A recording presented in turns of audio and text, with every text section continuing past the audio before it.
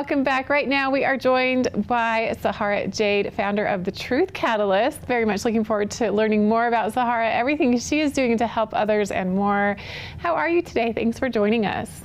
I'm very well, Christine. Thanks so much for having me. So tell me more about The Truth Catalyst.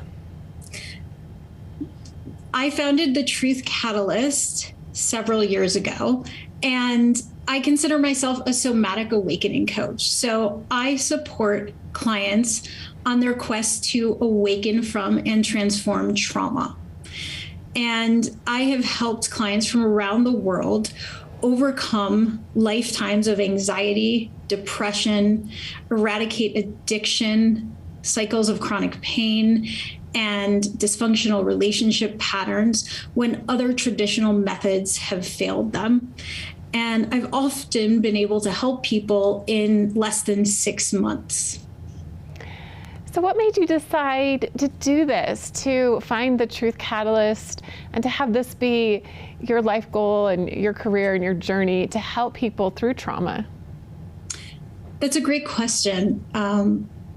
Early on in my career, I was actually getting a PhD in clinical psychology. And I feel like my whole life has been led in this direction. I have a rare, at times early in my life, it was crippling autoimmune disease called Behçet's. And I spent a lot of time in my early years hospitalized. I never imagined that I would ever get healthy. During my PhD doctorate degree, I got so sick that after I defended my master's thesis, I had to take a look at my life and what I was doing.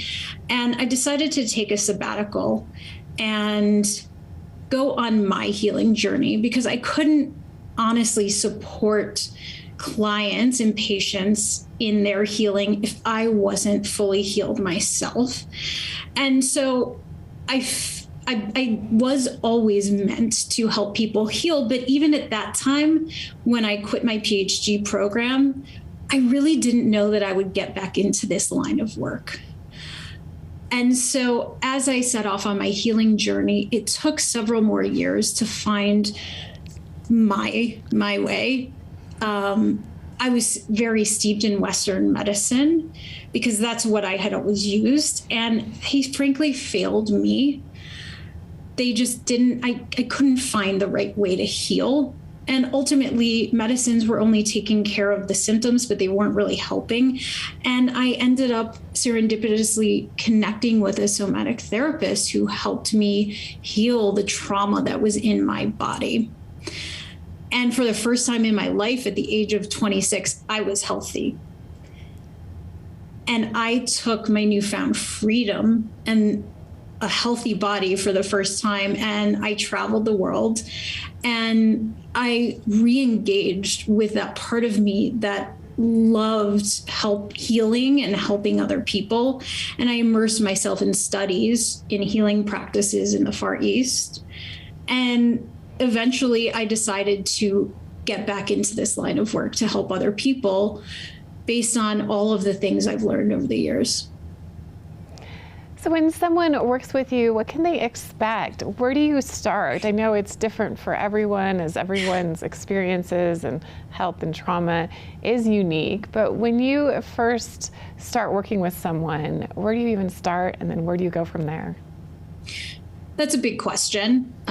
Every client's journey is highly customized to them because people come to me with so many different issues, right? Trauma leads to a lot of negative outcomes. So somebody might be they might present with a deep sense of purposelessness, where somebody else might be having some thoughts of feeling completely hopeless and suicidal, and somebody else might be dealing with addiction issues. So every single person needs very highly personalized and customized attention.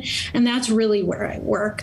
I set up their program to be highly customized for them and to make sure when I'm doing one-on-one work, to make sure we are paying attention to what their needs are and how I can help them heal the root of what has ultimately caused their dysfunction and their deep suffering. And what other types of programs do you offer? You mentioned one-on-one work. Also, do you do other things like with groups or provide resources? What else do you do with your clients? Sure. So I do provide some other resources, some free resources, but I'm really excited because in 2022, I will be launching online courses, both self-study and group courses. And this is like a really exciting, multifaceted way I'm going to be helping other people. And I'm curious, I want to ask you about some myths. You have some listed very common 3 myths about trauma. Tell me more about those. Well, I think there are so many myths about trauma. And that was just like one recent thing that I was talking about. But one of the biggest myths that's out there about trauma is that trauma, this word is pretty heavy and it's pretty loaded. And as our world becomes more trauma informed, people are beginning to recognize and understand that trauma doesn't just mean somebody who's come back from war, or it's an experience of somebody who's been heavily physically abused. Trauma really is in the body and the nervous system, and it's an experience when our system responds as if an event is life-threatening, meaning our system goes into the fight, flight, or freeze response. So adrenaline and cortisol are released, and there are other experiences that a person may have. But what happens in that moment is you may not process the experience as traumatic. You could be very young, you could be even older and not recognize you're even experiencing trauma. But then there's a cascade of events that can happen. And all of a sudden you end up having panic attacks and you don't even recognize that the original experience you had was traumatic for you. And so what happens are, we can call it a micro trauma. Some people call it little T's or little traumas. People have these little incidents, like when you're young and you have a bad illness, or you hear a loud bang as a baby. These little traumas are not necessarily being recognized as having major impacts on people and their life for a lifetime, literally. And so they brush off their symptoms. They're like, oh yeah, I just have heart palpitations all the time, and I have sleeplessness and irritability, and they're actually having panic attacks. And they just keep suffering and not getting help, and not getting the help that they need. And I know that you believe that people have it inside themselves to be able to become healthy and heal themselves. So how are you able to help people so quickly? And also, if people are watching and they want to learn more, how can they reach out and find you? I think the major thing to recognize is that the people I'm able to help are ready to get that help.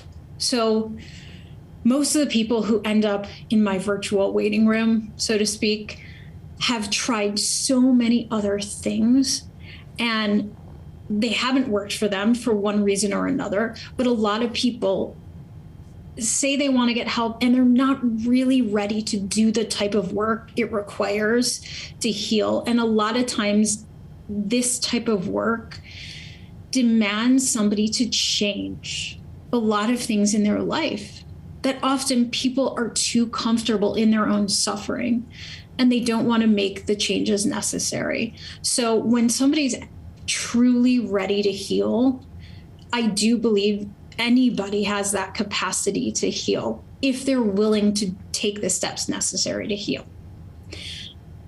If somebody wants to heal and they're ready to do whatever is necessary to heal, to look at their life and assess, okay, what is really toxic, what's traumatic, what's abusive, what is not working for me, and am I ready to make changes that support my well-being in the long run?